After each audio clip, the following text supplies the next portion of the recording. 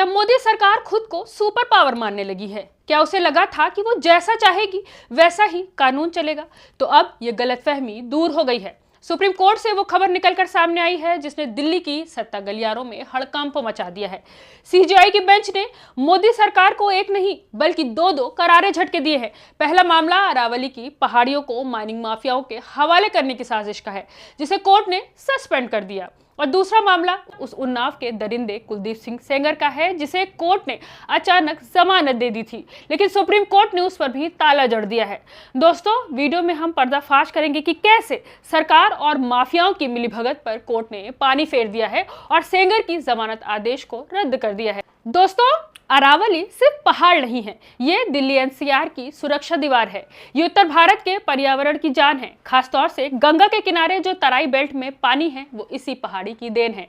ये अरावली पर्वतमाला करीब 760 किलोमीटर लंबी है। ये गुजरात से शुरू होकर राजस्थान और हरियाणा होते हुए दिल्ली तक आती है। सिर्फ इतना ही नहीं, ये अरावली पर्वतमाला करीब 2 अरब साल पुरानी मानी जाती है और देखने में ये सिर्फ पहाड़ और पत्थर लगते हैं, लेकिन सच तो ये है कि उत्तर भारत का पर्यावरण कवच है। माना जाता है कि अगर अरावली पर्वतमाला ना होती तो अब तक राजस्थान वाला थार रेगिस्तान जो है वो कब का दिल्ली, यूपी और एनसीआर तक आ चुका होता। लेकिन दोस्तों, आपको बता दें कि पिछले कुछ दिनों से इस पर्वतमाला को मिटाने की भयंकर साजिश चल रही है। दरअसल सरकार ने साल 2024 में अरावली को लेकर एक नियम बनाया। नियम यह था कि अरावली की जो पर्वतमाला 100 मीटर से छोटे होंगे उसे अरावली हिल्स में शामिल नहीं किया जाएगा। नियम बना और सरकार ने पास भी कर दिया। वैसे ये देखने में एक साधारण सी बात लगती है कि 100 मीटर वाला ही हिल माना जाएगा, लेकिन अंदर ही अंदर एक बड़ा खेल चल रहा था। वो खेल था खनन का। दरअसल सरकार ने नियम इसीलिए बनाया ताकि अरावली की पहाड़ियों का खनन किया जा सके। यहां तक कि टेंडर तक जारी हो गए और इसी बीच सरकार ने सुप्रीम कोर्ट पहुंचकर नवंबर महीने में सुप्रीम कोर्ट से मुहर भी लगवा ली कि 100 मीटर से छोटी चोटियां हिल्स नहीं मानी जाएगी और सुप्रीम कोर्ट ने खुशी खुशी इस पर मुहर भी लगा दी। लेकिन जैसे ही खनन स्टार्ट हुआ, पूरे देश में यानी राजस्थान, गुजरात, हरियाणा, दिल्ली में हजारों की संख्या में लोग प्रदर्शन पर उतर आए। पर्यावरण विदों ने सरकार को चिताना शुरू किया। विपक्ष इस मुद्दे को लेकर आक्रामक हुआ, लेकिन मोदी सरकार को कोई फर्क नहीं पड़ा। लेकिन सुप्रीम कोर्ट को लगा कि उससे बहुत बड़ी गलती हो गई है। सरकार ने तो यहां तक भ्रम फैलाया कि सिर्फ 0.19% हिस्सों पर ही खनन होगा, लेकिन सच्चाई इससे कुछ अलग ही थी। असल में अरावली पर्वत का कुछ क्षेत्रफल 1.44 लाख वर्ग किलोमीटर था। इसमें 68,000 वर्ग किलोमीटर पर खनन होना था और यह आंकड़ा डराने वाला था, क्योंकि 100 मीटर या उससे बड़ी ऊंचाई वाली जगह को ही अरावली हिल्स माना गया था और इसके हिसाब से 99% पहाड़ हिल्स की कैटेगरी से बाहर आ रहे थे।